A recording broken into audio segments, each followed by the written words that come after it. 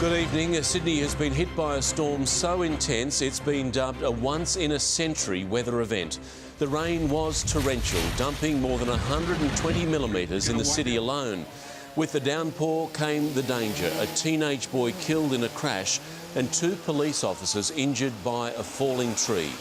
Tonight we have reporters right across Sydney with the very latest. We begin our coverage with Chief Correspondent Chris Reason.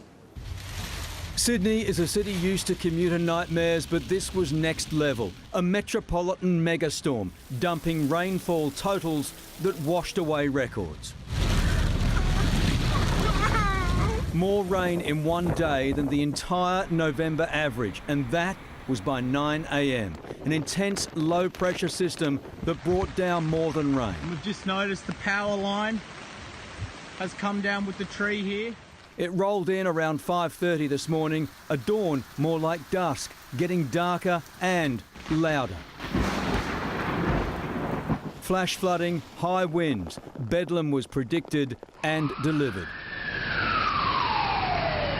It also proved deadly. On the Esplanade Thornlea, one person was killed in a head-on collision. Neighbours said the crash was as loud as the weather. Yes, I thought like it was thunder. 2 police officers also injured after a tree fell on the car they were trying to assist when it broke down in Ryde. Our thoughts go with those 2 police officers, and that's why we say to community members, please play it safe. The SES received more than 2,000 calls for help, performed 15 flood rescues. We don't know where the flash flooding is going to occur until it occurs.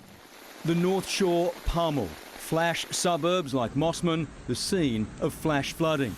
This car submerged at Balmoral Beach, and across the road a basement car park floods, and CCTV shows rising water levels crashing into this cafe.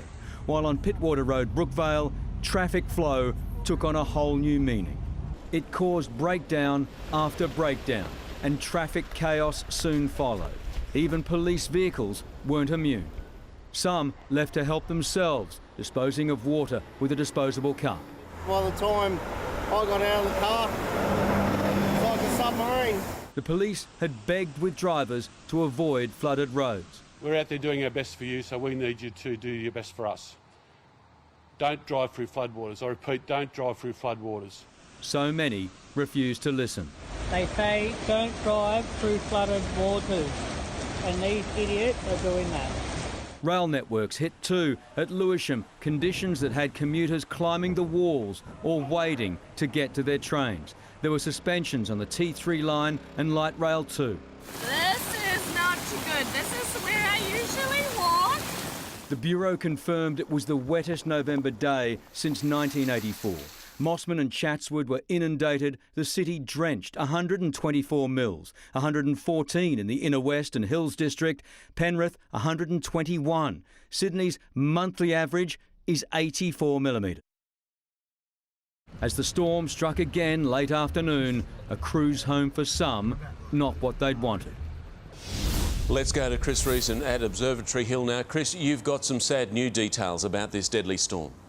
Good evening to you, Mark. Some heart-wrenching detail. In fact, we're learning that the passenger of that vehicle, the one that died, was just 14 years old. The driver was 17, and it's believed that he was his brother. We've also learned late this afternoon, Mark, that an SES volunteer has also died on duty while dealing with this storm. A man in his 40s, a medical episode believed to have been a heart attack down at Flinders on the Shoalhaven. Mark? Yeah, I thought so with both families. Chris, thank you.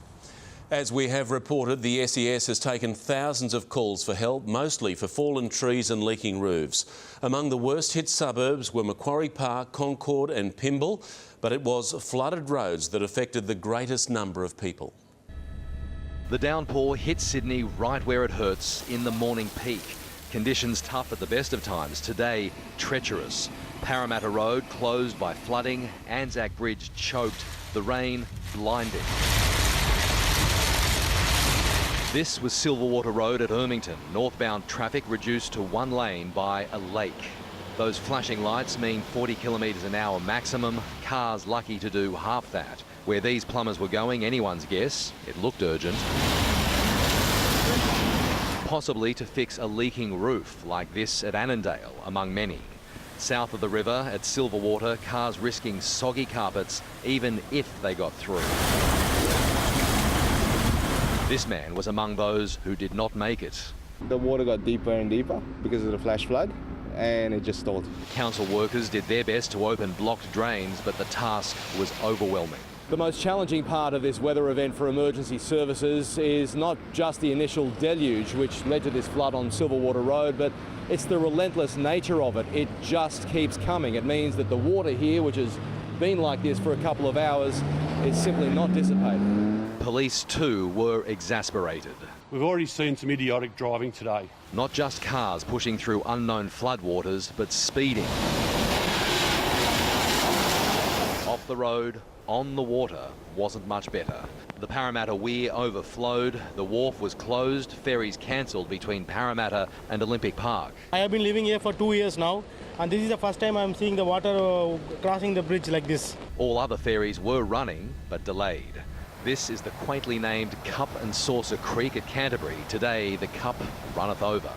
Nearby is Marrickville Golf Course. No birdies or eagles today, but plenty of ducks. One word summed it up. Start.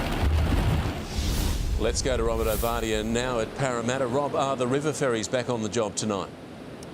Good evening, Mark. Well, they are. In fact, most services are running, certainly not from here. Where I am is Parramatta Weir. You can see how quickly the water is flowing. It is running as ferociously as it has all day. It's been like this for hours now, and it is for that reason that the Parramatta Wharf remains closed. That means that there are no services operating between Parramatta and Sydney Olympic Park. Buses just up there are replacing those services. Also, Cockatoo Island remains closed. So commuters are reminded that regardless of how they get home tonight, it is going to be slow and potentially very soggy. OK, Rob, thank you. The Manly Ferry is still operating, but it's a wild ride for passengers tonight. Our helicopter has just sent in these pictures of the Queenscliff tackling the swell near the heads. Only a handful of passengers are game enough to step outside on the deck. So let's check the commute home now. Tom Saker joins us from the Transport Management Centre. Tom, how are the roads tonight? Mark, it's actually currently not quite as bad as it was during this morning's peak hour, but conditions are still considered quite treacherous. Police have said that these have been some of the worst conditions that they've ever seen, and they've had to conduct a number of rescues right across Sydney today. They've been disappointed actually that some people, or many people, haven't listened to their advice about being safe, and that is certainly their advice going into this evening. Right now, some roads still remain closed. Eastern Valley Way at Castle Cove is closed southbound due to a fallen tree, and Oxford Falls Road is closed in both directions because of flooding. So, in short, the situation does seem to be improving, but that could change very quickly, Mark.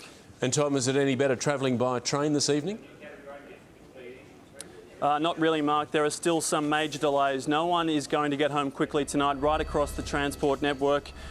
Buses are now replacing trains between Linfield and Hornsby due to urgent overhead wiring repairs at Turramurra, and passengers travelling on the T1 North Shore Northern Line and Western Line should allow extra travel time, Mark.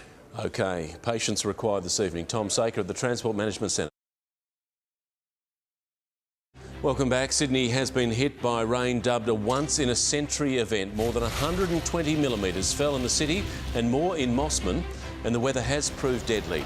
A teenage passenger was killed during a crash on wet roads at Thornlea, and an SES volunteer has died of a heart attack.